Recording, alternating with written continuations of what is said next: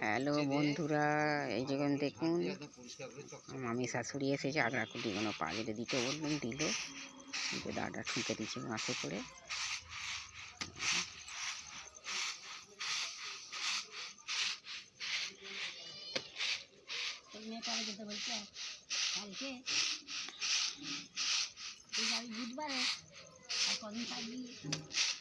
দেখি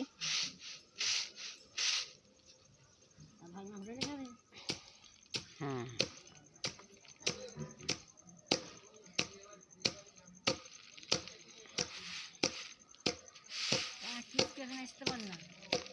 টুক আসবে তো, 1 মাস ছুটি ছেলে মেয়ে, ভর্তি হয়ে গেলে তারপরে রেজাল্ট বেরোলে